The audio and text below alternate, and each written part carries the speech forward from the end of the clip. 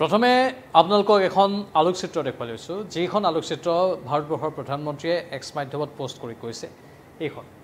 এয়া হৈছে নৰেন্দ্ৰ মোদী আৰু ভ্লাদিমিৰ পুটিন আৰু এক্স মাধ্যমত ভাৰতবৰ্ষৰ প্ৰধানমন্ত্ৰীয়ে কথাখিনি লিখিছে আসলতে ছবিখনতকৈ কথাখিনি গুৰুত্বপূৰ্ণ যে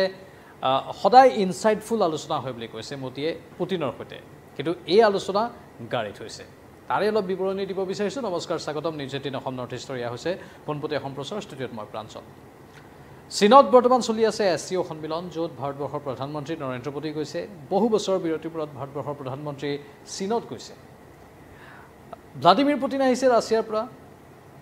আৰু ভাৰত ৰাছিয়া আৰু চীনৰ এটা সৌহাৰ্দ্যপূৰ্ণ সম্পৰ্ক আমি দেখিব পাইছোঁ আৰু মহাশক্তিৰ এটা আমি ভালদৰে উমান পাইছোঁ আমেৰিকা যাৰ বাবে থৰক-বৰক হৈ পৰিছে আমেৰিকা থৰক-বৰক হোৱাটো বেলেগ কথা কিন্তু আমি অলপ আজি অন্য ধৰণৰ এটা বৰ্ণনা দিম কাৰণ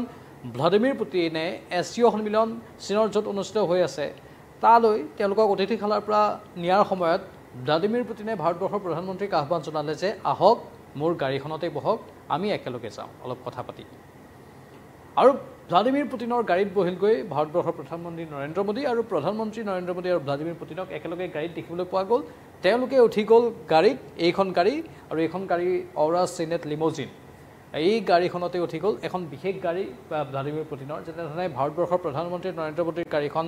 বিশেষ সা সুবিধা সংলগ্ন বিশেষ সুৰক্ষাত্মক দিশবোৰ তাত গুৰুত্ব দিয়া হয় তেনেধৰণে এইখন গাড়ীৰো তেনেধৰণৰ সুৰক্ষাত্মক দিশবোৰৰ ওপৰত অতি সূক্ষ্মভাৱে গুৰুত্ব দিয়া হৈছে এই গাড়ীখনতে বহিলে মোদী আৰু তাৰপিছত তেওঁলোকে এছচিঅ সন্মিলনলৈ অগ্ৰসৰ হ'ল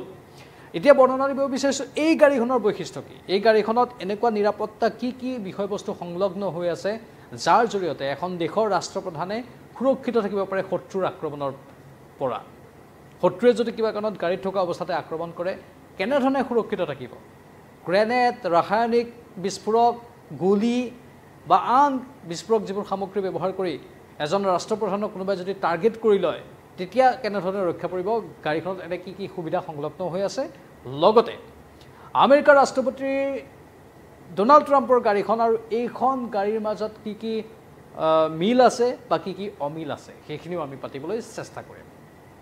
কাৰণ আমেৰিকাৰ ৰাষ্ট্ৰপতি মহাশক্তিধৰ দেশৰ এজন ৰাষ্ট্ৰপতি তেওঁৰ গাড়ীখনৰ সুৰক্ষাত্মক দিশটোৰো বৈশিষ্ট্য যথেষ্ট থাকিব যেনেধৰণে ভ্লাদিমিৰ পুটিন বা ভাৰতবৰ্ষৰ প্ৰধানমন্ত্ৰীৰ গাড়ীৰ আছে সেইখন অধিক সুৰক্ষাত্মক নেকি সেই বিষয়বোৰো থাকিব আমাৰ আলোচনাত প্ৰথমে ক'ব বিচাৰিছোঁ এইখন অৰাছ চিনেট লিমোজিন অৰাছ নামটো ক'ৰ পৰা আহিল অৰাছ অৰ্থাৎ AUৱে প্ৰতিনিধিত্ব কৰে সোণক অৰাম মানে সোণ আৰু ৰাছিয়াৰ পৰা আহিল ৰুছ RUS দুয়োটা মিলাই মানে ৰাছিয়াক ষ্টেণ্ড কৰে ৰাছিয়াৰ স্থিতিটো প্ৰকাশ কৰিছে RUS ৰুছে আৰু সোণক প্ৰতিনিধিত্ব কৰিছে AUৱে মানে সোণ চলোৱা গাড়ী বুলি তেওঁলোকে ক'ব বিচাৰিছে ৰাছিয়াৰ সৰ্বপ্ৰধানজনৰ নেতাজনৰ গাড়ী 2018 চনৰ পৰা ভ্লাদিমিৰ পুটিনে এই গাড়ীখন নিজৰ লগত ৰাখিছে যিখন গাড়ীত আজি ভাৰতবৰ্ষৰ প্ৰধানমন্ত্ৰী নৰেন্দ্ৰ মোদী বহিলে আৰু একেলগে এছচিঅ সন্মিলনলৈ গ'ল আৰু ভাৰতবৰ্ষৰ প্ৰধানমন্ত্ৰীয়ে কৈছে যে গাড়ীৰ ভিতৰত আমাৰ বহুত ভাল অতি গভীৰ আলোচনা হ'ল এতিয়া গভীৰ আলোচনা কি সেইখিনি অৱশ্যে বহলাই তেওঁ এক্স মাধ্যমত কোৱা নাই কিন্তু গভীৰ আলোচনা হোৱা বুলি তেওঁ নিজৰ এক্স মাধ্যমত পোষ্ট কৰি উল্লেখ কৰিছে সদায় যেতিয়া ভ্লাদিমিৰ পুটিনক পাওঁ তেতিয়াই আমাৰ অন্তৰংগ আলাপবোৰ বৰ ভালদৰে হয় সেই কথাও ভাৰতবৰ্ষৰ প্ৰধানমন্ত্ৰীয়ে কৈছে আৰু আজিৰ আলোচনা গাড়ীৰ ভিতৰৰ আলোচনাখিনি গভীৰ আলোচনা বুলি তেওঁ সদৰি কৰিছে যি কি নহওক ইয়াৰ পূৰ্বে ৰাছিয়াৰ ৰাষ্ট্ৰপতিয়ে মাৰ্চিডিজ বেঞ্চ যিখন 600 আছে সেইখনত অহা যোৱা কৰিছিল কিন্তু এতিয়া শেহতীয়াকৈ এই নতুন গাড়ীখন আহিছে এই অৰাছ মটৰ্ছৰ দ্বাৰা নিৰ্মিত L700 লিমোজিন এইখন লিমোজিন এখন বাহন আৰু অৰাছ চিনেট লিমোজিন বুলি এই গাড়ীখনক নাম দিয়া হৈছে L700 লিমোজিন এইখন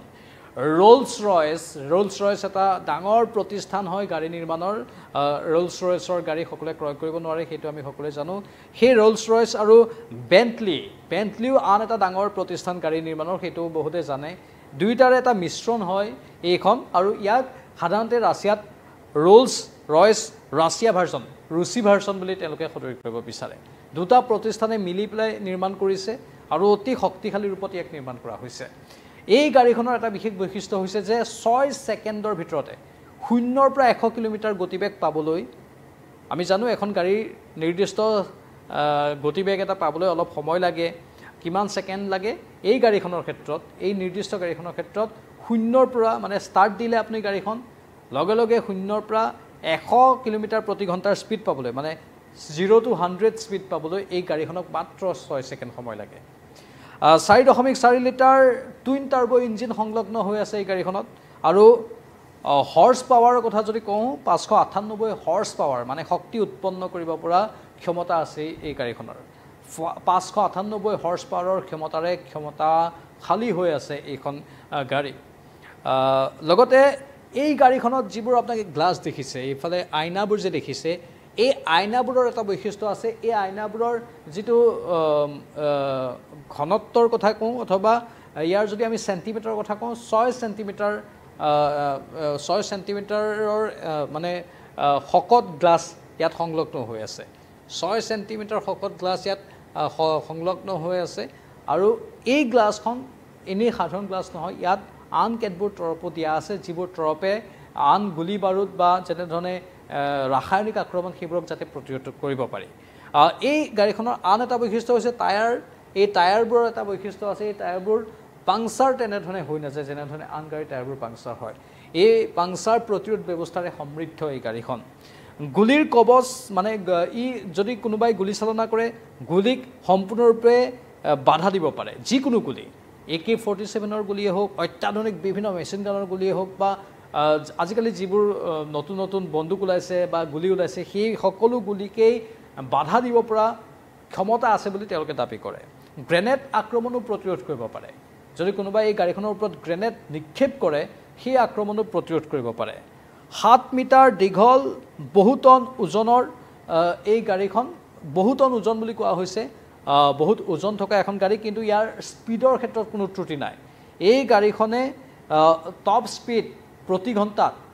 249 কিলোমিটাৰলৈকে লাভ কৰিব পাৰে ইমান স্পীডত এই গাড়ীখন যাব পৰা ক্ষমতা আছে যদিও ওজন বহুত গাড়ীখনৰ কিন্তু স্পীডৰ ক্ষেত্ৰত মানে গতিৰ ক্ষেত্ৰত কম্প্ৰমাইজ কৰা হোৱা নাই বুলি কোৱা হৈছে এটা ঘূৰি ফুৰা সুৰক্ষা বেহুৰ দৰে এই গাড়ীখন নিৰ্মাণ কৰা হৈছে মানে ঘূৰি ফুৰিব পাৰে হয় গাড়ীখন কিন্তু ই এটা সুৰক্ষা বেহু হয় সেই দেশখনৰ ৰাষ্ট্ৰপতিৰ বাবে ইয়াত আনকি অতিৰিক্ত অক্সিজেন সংলগ্ন হৈ আছে যদি কিবা কাৰণত কোনো শত্ৰুৱে আক্ৰমণো কৰে এনেও সাধাৰণতে আক্ৰমণ কৰাটো ইমান সহজ নহয় কেৱল এখন গাড়ীটো অকলে নাযায় বহুত এস্কৰ্ট থাকে হেলিকপ্টাৰ বা আন কেতবোৰ সুৰক্ষা ব্যৱস্থাও ইয়াত সংলগ্ন হৈ থাকিব প্ৰতিটো সময়তে ৰাছিয়াৰ ভিতৰত এয়াৰফোৰ্স সষ্টম হৈ থাকিব আন দেশত গলে আকৌ সেই দেশৰ নিজা নিৰাপত্তা বাহিনীও ইয়াত নিয়োজিত থাকিব তেওঁলোকৰ নিজা চোৰাংচোৱাবোৰটো আছে সেয়ে ইমান সহজ নহয় কিন্তু তাৰ পাছতো যদি কিবা কাৰণত যদি সেই সকলো এস্কৰ্টক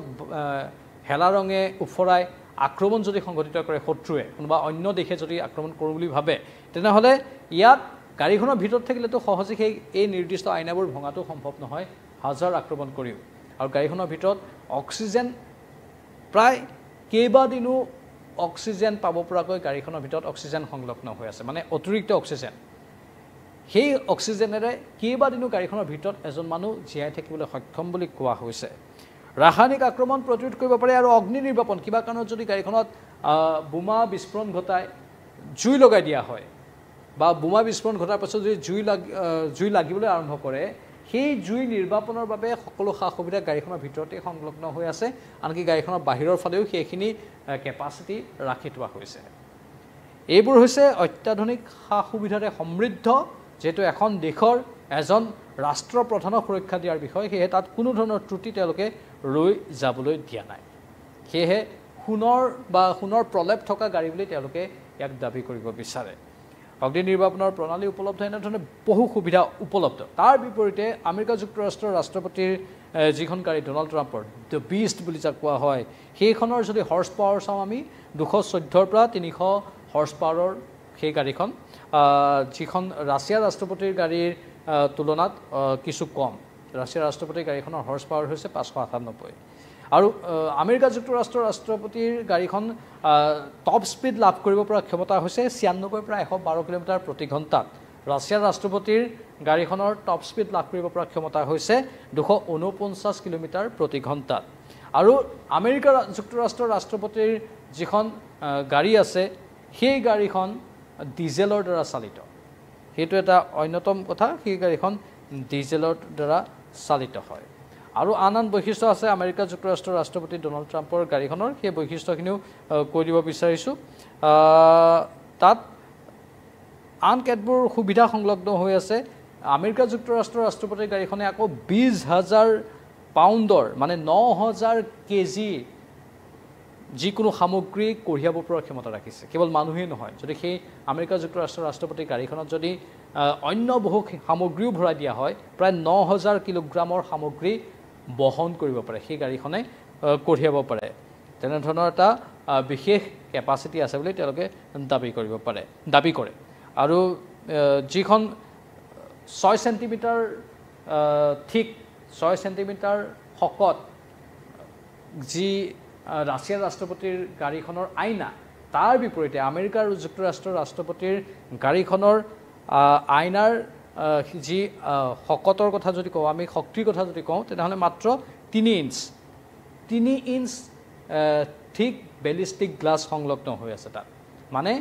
ৰাছিয়াৰ ৰাষ্ট্ৰপতিৰ আইনাৰ যিটো শক্তি তাৰ তুলনাত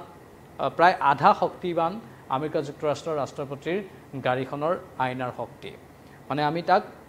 50% বুলি ক'ব পাৰোঁ 50% বুলি ক'ব পাৰোঁ কাৰণ 3 ইঞ্চ ঠিক বেলিষ্টিক গ্লাছে তাত সংলগ্ন হৈ আছে তাৰ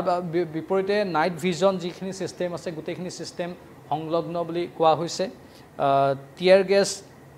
ৰোধ কৰিব পাৰে টিয়াৰ গেছৰ দ্বাৰা প্ৰভাৱিত নহয় বুলি কোৱা হৈছে ইলেক্ট্ৰিফাইড ডোৰ হেণ্ডেলছ সেইটো বাৰু সাধাৰণ কথা কিন্তু তাৰ বিপৰীতে আন কেতবোৰ সুবিধা হৈছে যি গ্লোবেল এনকেবৰ ৰিপৰ্ট অনুসৰি তেওঁলোকেও এই গাড়ীখনৰ বিশেষভাৱে পৰীক্ষা কৰিছিল তেওঁলোকেও কয় যে এলুমিনিয়াম আৰু চেৰামিক আৰু ষ্টীল সংলগ্ন হৈ আছে সেই আমেৰিকা যুক্তৰাষ্ট্ৰৰ ৰাষ্ট্ৰপতিৰ গাড়ীখনত এলুমিনিয়াম চেৰামিক আৰু ষ্টীল এই তিনিটা সংমিশ্ৰণত এই গাড়ীখনক অধিক শক্তিশালী কৰাবলৈ চেষ্টা কৰা হৈছে লগতে